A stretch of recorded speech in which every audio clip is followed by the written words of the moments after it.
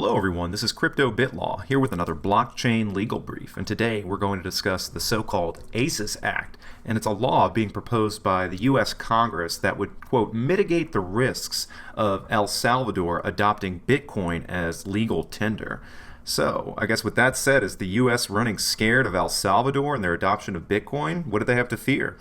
We're going to go over that today and figure all that out. But before we dive in, if you like this content, please hit that like button and subscribe to our channel. We'd really appreciate that. With that said, let's jump right on in and see what this is all about. Alright, so as we can see here, the block reports that U.S. House members introduce a bill to, quote, mitigate the risks from El Salvador's adoption of Bitcoin.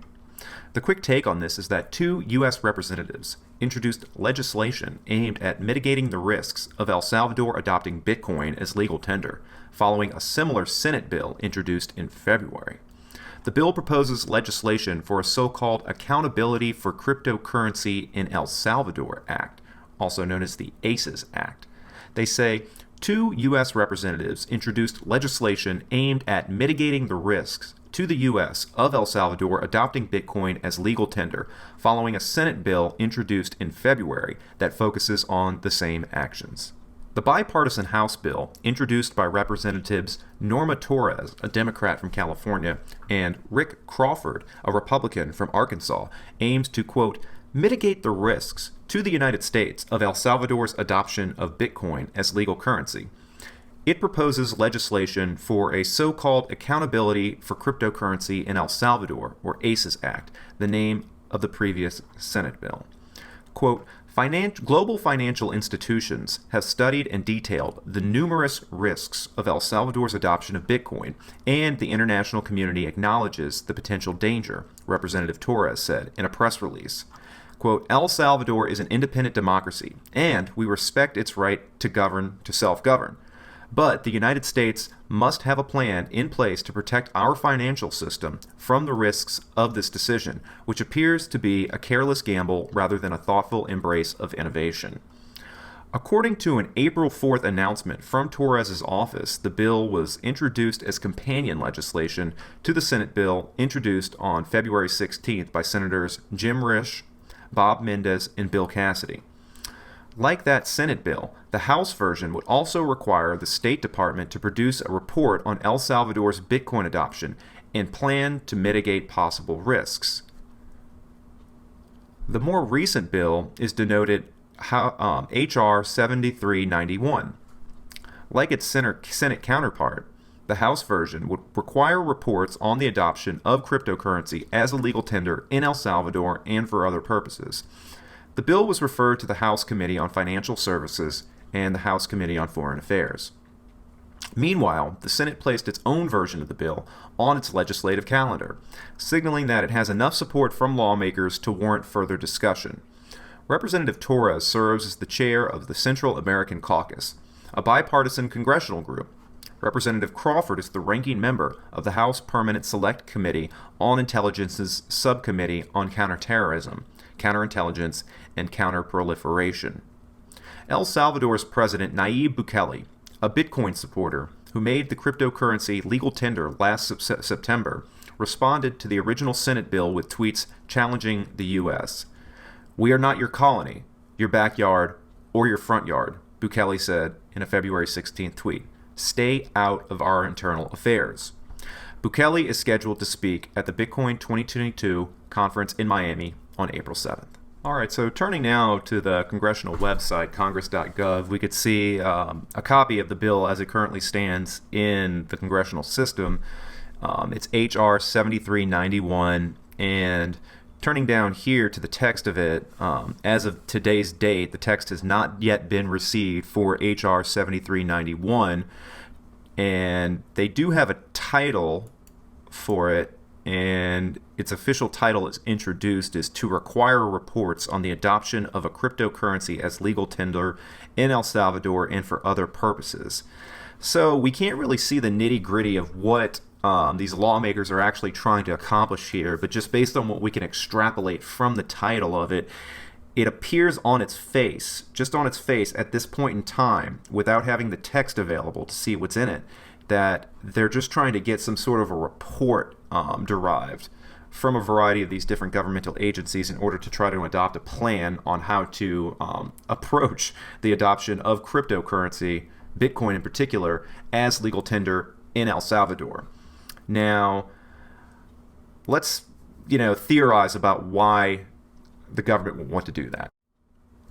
All right, so first and foremost, I think it's no secret that further widespread adoption of cryptos or Bitcoin as legal tender serves as a direct threat to the hegemony of the US dollar as the global reserve currency, right?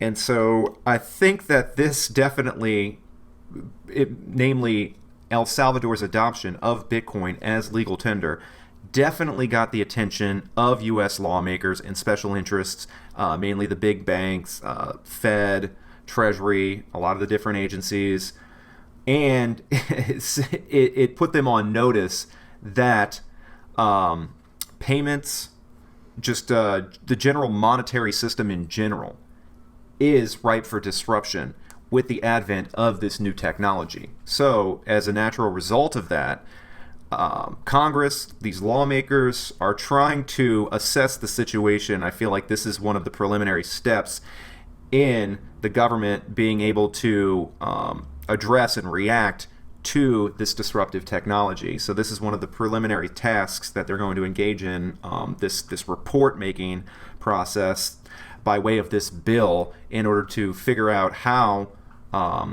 the adoption of Bitcoin by El Salvador and further widespread adoption could potentially affect the United States' stand in the rest of the world, and just the overall position of the dollar as the global reserve currency and the hegemony of the dollar and the fiat-based system. So there's a lot of moving parts here, but I feel like the writing's on the wall as to in terms of what they actually want to accomplish with this. It'll be interesting to see the actual text of this bill to see if they're going to hide anything more in it. I assume they will, because they always try to. On its face, it says that it's just trying to generate reports, but once a lot of these special interest crypto lobbying firms actually dive into the text of this bill and we figure out what's inside of it, we'll be able to unearth more information and better assess what they're trying to do here, and whether they're trying to engage in some sort of procedural jiggery-pokery or underhanded manipulation of the law in order to impose more draconian measures, right? So I think President Nayib Bukele from El Salvador, pretty well called this out. It's like, hey, we're not your puppet, we're not your backyard or your front yard, or whatever language that he used. Trying to say, hey, we can make our own decisions, and who are you to try to impose your will on us? As the United States has done, throughout the decades, whether it be through just direct manipulation of the fiat-based system, or militarily through proxy wars of the CIA. Clearly the United States has, at least in the past, thought it was the world's police, but I guess that's not really here. It's neither here nor there. Another interesting point is the fact that this announcement of this bill comes on the heels of the Bitcoin 2022 conference that's currently kicking off today in Miami. And so I feel like this is just another way to try to throw shade on the low, at least on the Bitcoin community, and kind of try to detract or take away from all of the good press that you would otherwise get as a member of the Bitcoin community from the Miami 2022 conference that's currently going on. So, interesting developments. Surely we'll keep you updated on the situation as it develops. With that said, I hope you guys enjoyed this content. If you did enjoy it, please hit that like button and subscribe to our channel. We'd really appreciate that. And with that said, thank you again for watching, and we'll see you all in the next video. Oh, and if you're watching now for the next couple days, be sure to tune in to the Bitcoin 2022 conference. It's being live streamed on YouTube. Interesting stuff going on. So, thanks again, y'all. We'll see you guys in the next video.